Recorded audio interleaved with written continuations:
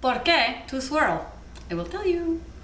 So when I first moved to San Francisco about 5 years ago, previous to my consuming thousands of bottles of wine and learning about wine consumption, I would see somebody swirling in a restaurant and think, what a snob, or just what a jerk, you know? And then I learned a few things about swirling, and that it's actually a really wonderful thing to do to your wine. Swirling aerates your wine, and what that does is it does a couple things. Actually, it does many things that I'm not going to explain right now, but one of the things that it does that I like is it improves the flavor of the wine. A lot of people say the first thing it does is open up the aromas, and so you can stick your nose in it and really go, oh, that smells like bark. Really, I think it makes the wine taste very nice. Sometimes, whether you get a cheaper bottle of wine and stuff that just is sort of like inky and whatever, and you want it to breathe a little bit and just like that. Or you have a wine that is maybe pretty darn old, and when you put it in your mouth and it goes like that, then it can benefit actually from being decanted, but that's a whole other video. If you don't have a fancy decanter, then you can just do this. Here are a few swirling techniques that I've seen people use that I find not to be good. I've never swirled before, and in fact, this is probably my first glass of wine that didn't come out of a box. Swirl.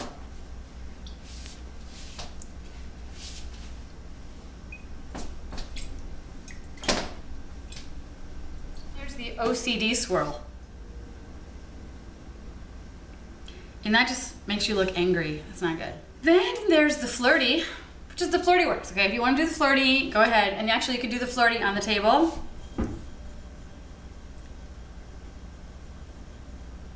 Or you can do it in the air as well. Just don't spill it because then you look like an ass. So there's the pompous swirl.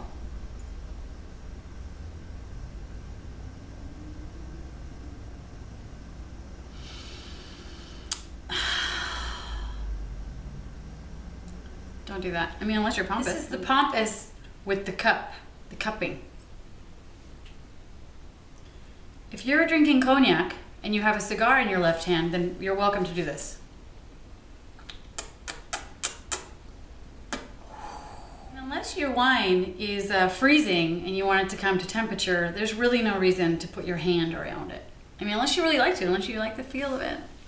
I've had way too many glasses of wine on this wine bus tour trip. Swirl. No!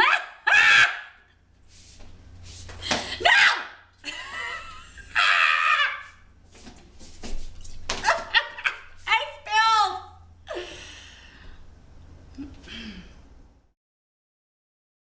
When I began to swirl, I swirled incorrectly in public. And it was pretty embarrassing. Actually, not really. But I thought, how do I do this so that it don't spill? So here's my technique on swirling.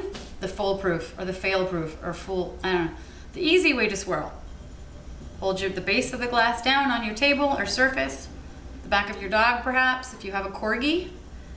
And you just do this. But you don't do that. You just kind of casually, oh, hey, how's it going? Yeah, like that. Bonus track. I already taught you how to swirl, but to some, the only point of swirling is to sniff right after. So, and I'm not talking like how your dog sniffs. I'm talking sniffing wine. So here's what I do, okay? After I swirl, I smile. I giggle like a blonde girl. No. And then I do this.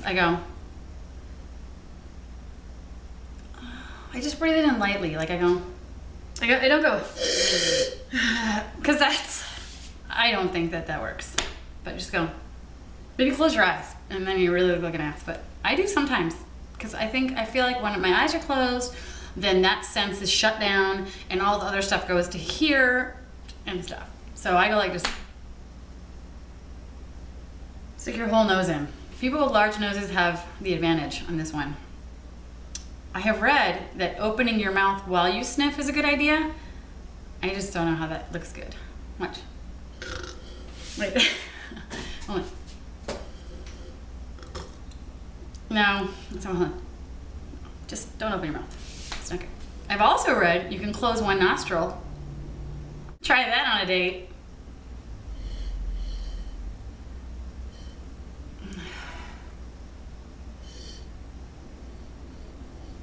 I mean, I did get a little bit more. Don't do that. Cheers. Kanpai. Prost. Chin chin. Salud. Oh, and don't forget to always look people in the eye when you cheer, or 7 years bad hugging.